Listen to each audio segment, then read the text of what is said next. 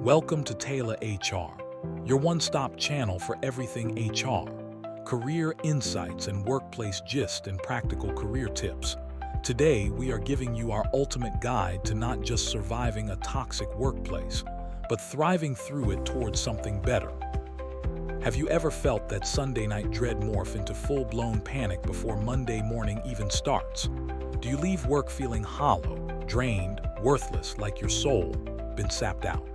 Maybe you're compulsively pocking your phone, checking messages or emails from your boss. Your stomach knots. You find yourself griping about work to whoever will listen, your partner, your friend, your sibling, just to get through the day. If you nodded along to any of that, you are not alone. You might be stuck in a toxic workplace, and that's not your fault. But here's what is your power. You can survive it. Better yet, you can protect your well-being, reclaim your boundaries, and walk out with your dignity and self intact. Number one thing is, identifying the toxicity. Is it really them? Before we jump into coping strategies, we have to confirm, yes, this is toxic, not just a rough season or temporary overload. A toxic workplace isn't about an off week or a difficult project. It's about patterns of persistent behaviors that poison the environment day in, day out. Here are key red flags. The blame game and lack of accountability. In toxic settings, mistakes aren't learning moments, they're ammunition. Someone else is always blamed, while your wins are neither acknowledged nor the credit duly given. Susan, in one long-term workplace, described how no matter how well she performed, mistakes were spotlighted and ownership spun. Over time, she had to develop a mantra: I control my response, others control theirs. Poor communication and constant gossip. Decisions are made in back rooms. You find out about raises, restructuring, or firings through whispers or hallway gossip, never from leadership directly. Micromanagement or total neglect. There will always someone breathing down your neck, checking every email, every detail, or someone so hands-off you're left stranded without clarity, without defined expectations of your roles or any support. All these extremes are toxic. High turnover, the revolving door. Looking across the office over a period of time, you cannot find familiar faces. People vanish every few months because of resignation. Our seats never fully fill. That kind of churn signals structural issues, not random change. Your body tells you. You are always on low energy to get up and face your tasks. It's either anxiety, dread, insomnia, gut pain, headaches, and the likes. These are your body's lights flashing, warning signs you're under sustained strain from work. There are public breakdown stories that hits home. Imagine Nkuru, a young tech worker in Lagos, who one evening couldn't hold back tears during a team video call. Her manager had publicly criticized her for missing a deadline, even though the tools she needed had malfunctioned. Her colleagues saw it. Some whispered afterwards. See how she was shamed on the call, and later, she quietly handed in her resignation. Or think about the growing trend among Nigerian professionals. A recent survey revealed that many in their 20s and early 30s have considered quitting their jobs, not because the pay is bad, but because the work culture is suffocating, constant micromanagement, lack of recognition, fear of speaking up. According to Jobberman, about 35% of employees have reported harassment or bullying in their workplace. These aren't exceptions, they are symptoms. And for many Nigerians, the moment of breaking isn't always dramatic. Often it's a private collapse, sleepless nights, dread every morning, tears when nobody's watching. If you see several of these signs in your environment, and your body is screaming, you're very likely in a toxic place. Number 2, building your survival toolkit. Let's be real. We won't always be able to change the toxic people or culture. Your goal is to protect you, your sanity, your health, your identity. Below are practical strategies plus real-life wisdom you can start applying today. Strategy 1. Fortify your boundaries. It becomes your emotional shield. Boundaries are your first line of defense. They may feel awkward at first, but they're essential. Time boundaries: leave on time. Let your lunch break be sacred. Turn off after-hours pings. Emotional boundaries: when gossip or drama starts, disengage. A polite, "I don't want to get involved in that," goes a long way. Workload boundaries: you don't always have to say no bluntly. Try, "My plate's full, can we reprioritize?" Or, "I'd love to take this on, but I need clarity on what should go on hold." Micro-assistance: even small boundaries matter. Don't answer a quick question that drags you back after work hours. Don't let your calendar become infinitely bendable. Over time, boundaries train others how to treat you.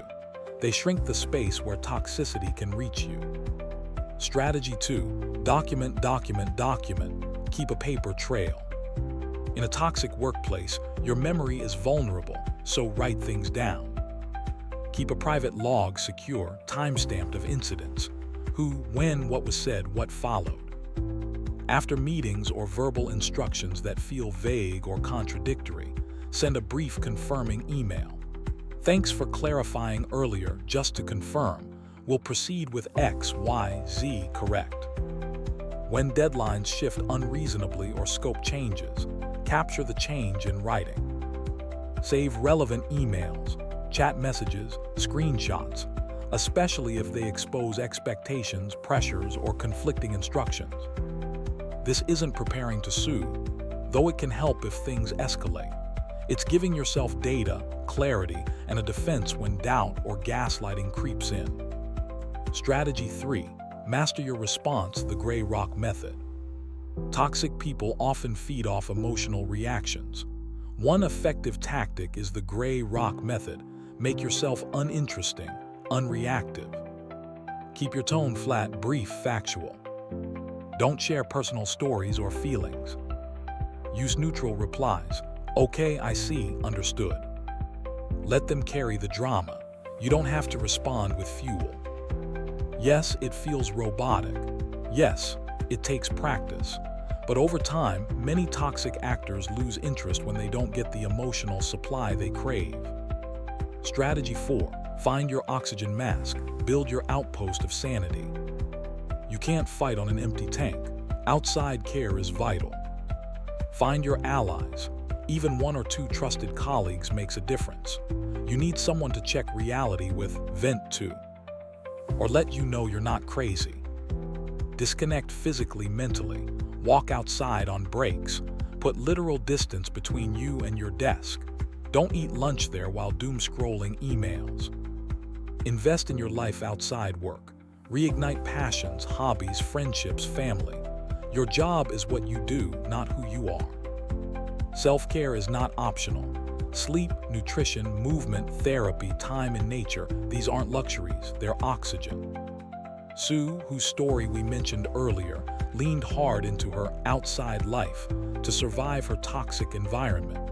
She repeatedly reminds herself, "My worth isn't tied to how they treat me, it's tied to who I am." Strategy 5. Know your exit strategy, plan your getaway. This must be the ultimate plan, and you should never settle in any toxic workplace. Yes, it may feel like admitting defeat, but it's actually one of your strongest moves. Update your resume and portfolio. Keep it current, ready. Discreet networking. Connect with professionals in your field, attend industry events, engage online. Start a freedom fund. Save a small amount monthly, enough to cushion a transition. Explore internal options. Maybe a different team or department is healthier. Set milestones. If by X date nothing improves, I'll begin exit steps. Knowing you can leave reframes your mindset. You're not trapped, you're navigating a chapter. And finally, number 3, when it's time to walk away. Let's be real. Surviving a toxic workplace is an endurance run, not a sprint. Use the strategies above to protect your spirit while evaluating whether this environment is even worth enduring. But let me be very clear, surviving is not the same as thriving. If your mental or physical health is crumbling, and leadership, HR, or policy won't or can't help, your best move might be to leave. Severing ties with a toxic setting can be a powerful act of self-respect. You are not disposable. You are talented, worthy, and you deserve an environment that honors you rather than punishes you. So please take care of you. Build, document, shield, plan, and when the moment comes, step into your next chapter with strength and clarity. A question for you: which red flag hit closest to home? What strategy here feels both uncomfortable and most crucial? If you're comfortable, I'd love to hear your story and swap survival tactics. We're stronger together. If you found this helpful, don't keep it to yourself. Like, share, and subscribe for more eye-opening content like this. And remember to turn on your notification bell so you never miss a new post.